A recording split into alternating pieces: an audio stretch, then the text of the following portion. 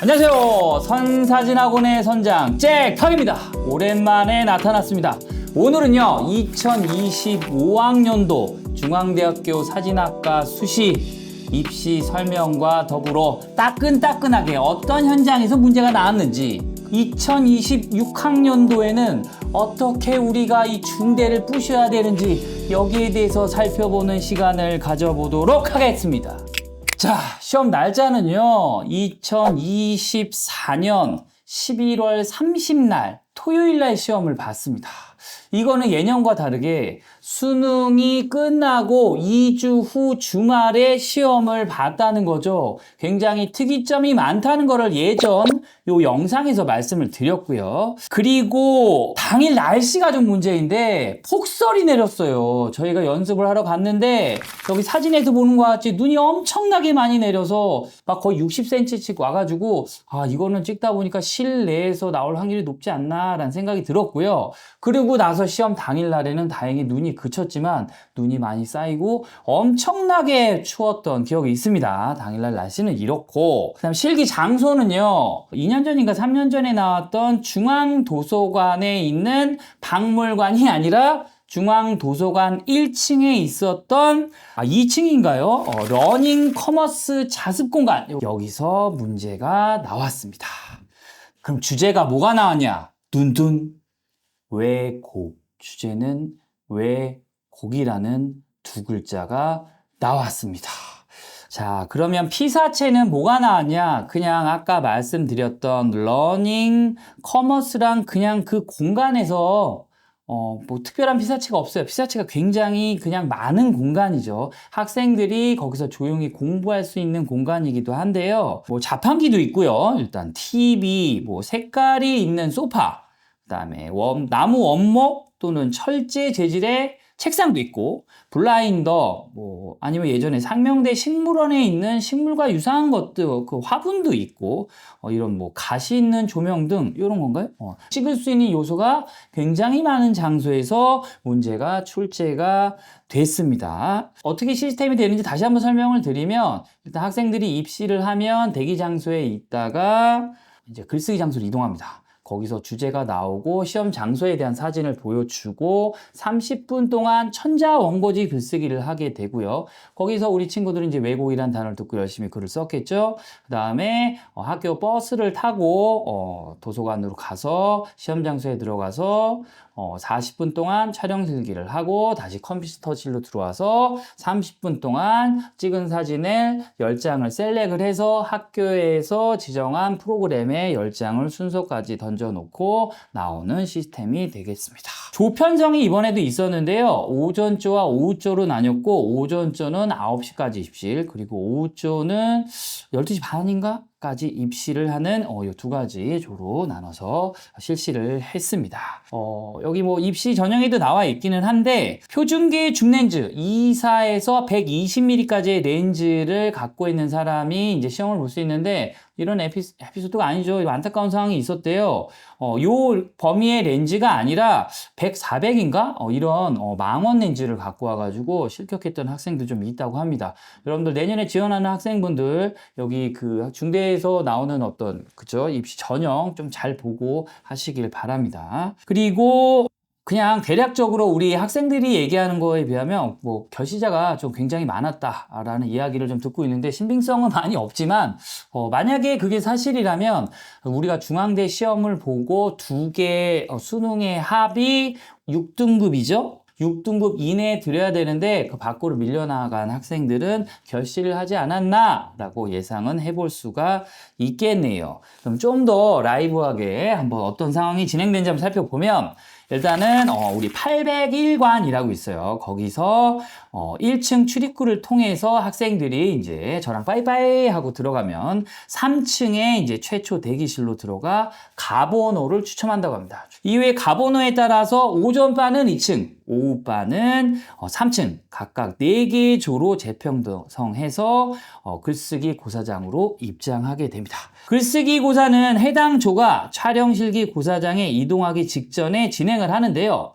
마지막 조는 글쓰기 고사장 입장 후에 장시간 대기를 요할 수밖에 없다고 하네요.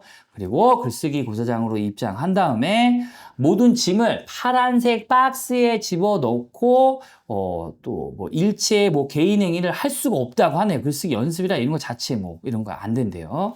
그리고 시험 감독 위원들이 입장을 한 다음에 부정행위를 하면 안 된다라는 걸 또 강조를 하고 카메라 설정 세팅 값이 어떻게 되는지 다시 한번 설명을 해드리고, 카메라 세팅 값 같은 경우에는 픽처 스타일은 기본 모든 수치를 0으로 놓고요. 렌즈가 교환 가능한 렌즈인지, 그리고 아까 말했던 24-120 렌즈가 맞는지, 그리고 뭐 이런 거를 검토를 하게 되고, 그리고 카메라 앞에 있는 UV 필터 있죠? 이것도 반드시 빼가야 됩니다. 이게 너무 꽉 껴 있어서 시험 당일날 빼려고 하면 안 빼지는데 거기는 조교들이 절대 빼주지가 않아요. 그래서 미리 빼고 가는 걸 주의사항으로 말씀드리고요. 그 다음에 이제 SD 카드를 학교에서 배부를 하고 테스트 컷 촬영 후에 이상이 없었는지까지 확인을 하게 됩니다.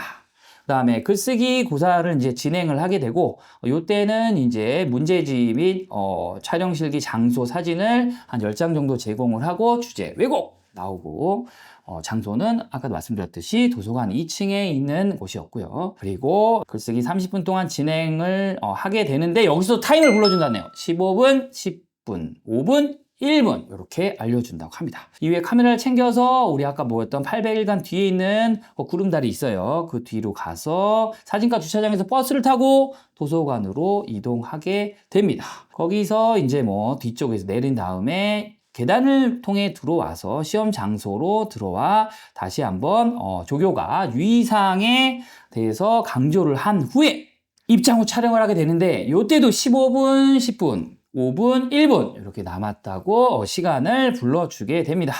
다 찍은 후에 카메라 전원을 끄고 다시 버스를 타고 801관 옆에 있는 컴퓨터실로 이동을 해서 어도be 브릿지 프로그램이 아니라 윈도우 탐색기를 통해서 셀렉을 10장을 하게 되고 30분 동안 이미지를 뭐 회전도 가능하겠죠.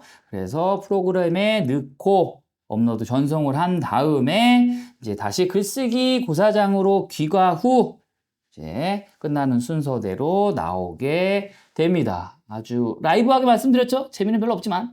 자, 그러면 문제를 분석을 한번 해보도록 하겠는데요.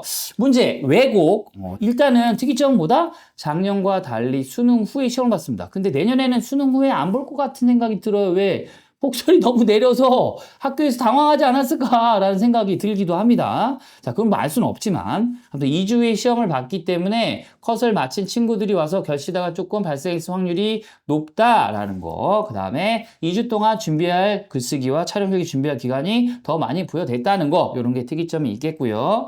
근데 문제는 뭐다? 아까도 말씀드렸듯이만 폭설과 추운 날씨로 인해 매우 추웠는데 문제가 있었어요. 학부모 대기실이 이 중앙대가 없었어요. 와, 저도 중앙대 출신이긴 하지만 학교 관계자들 보시면 좀 이거 좀 해주셔야 되지 않는가. 모든 학교가 학부모 대기실이 없는 학교가 없습니다. 제가 거의 따라가기 때문에.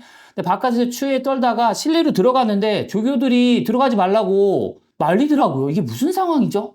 그 추운 학부모들이 도대체 이 밖에서 어떻게 기다려야 되는지, 차 안에서 기다리는 것도 한계가 있잖아요. 이런 거는 좀 내년에 좀 개선을 해야 되지 않는가, 불만사항이 좀 있습니다.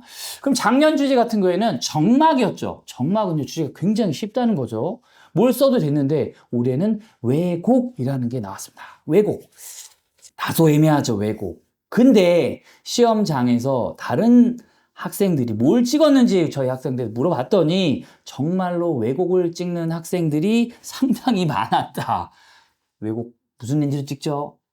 광각 렌즈를 통해서 위에서 아래로 찍거나 아래에서 위로 찍거나 정말로 왜곡된 상황을 찍는 친구들이 상당히 많았다고 합니다. 제가 볼 땐 그렇게 찍으면 쉽지가 않다라는 생각이 듭니다. 여러분, 사진을 찍기 전에 다른 친구들이 얼마나 많이 찍는지도 생각을 해봐야 되고, 문제가 왜곡이 나왔을 때 왜곡 광각으로 찍으면 안 되겠구나라는 생각을 먼저 가져야 차별성이 있지 않을까라는 생각이 좀 들고요.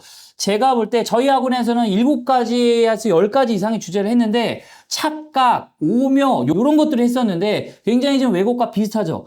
아무튼 제가 말씀드리고자 하는 것은 촬영 실기에서의 왜곡을 찍는 게 아니라 글쓰기 내용에서 어떤 내가 이 세상을 봤을 때 어떤 왜곡된 상황, 그리고 거기에서 느꼈던 나의 감정을 10장의 사진으로 찍는 게 맞다고 저는 강력하게 주장합니다. 사진 자체가 왜곡을 찍는 게 아니라는 거예요.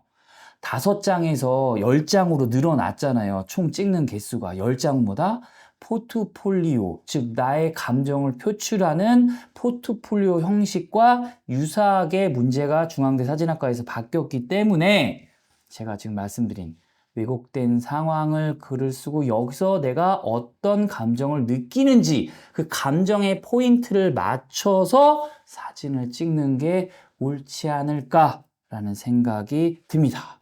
그래서 여전히 2026학년도 내년에도 글쓰기는 너무너무 중요하다. 아무리 강조해도 과하지 않다라는 생각이 드네요. 그리고 시험 장소 같은 경우에는 요소가 너무너무 많아서 촬영하기가 몹시 쉬웠다. 그럼 내년엔 쉬울 것이냐? 그거는 알 수가 없죠. 그래서 여러 장소를 돌아다니면서 극한의 상황에서도 연습하는 걸 추천드립니다. 자, 이렇게 해서 2025학년도 중앙대 사진학과 어떻게 시험 당일날 어떤 따끈따끈한 일이 있었는지 그리고 내년에 어떻게 준비해야 되는지에서 살펴봤고요. 다음 시간에는 2025학년도 서울예대 수시 문제가 어떻게 나왔는지를 한번 분석을 해보고요. 앞으로 우리는 어떻게 대비해야 될 것인가 여기에 대해서도 한번 썰을 풀어보도록 하겠습니다. 고맙습니다.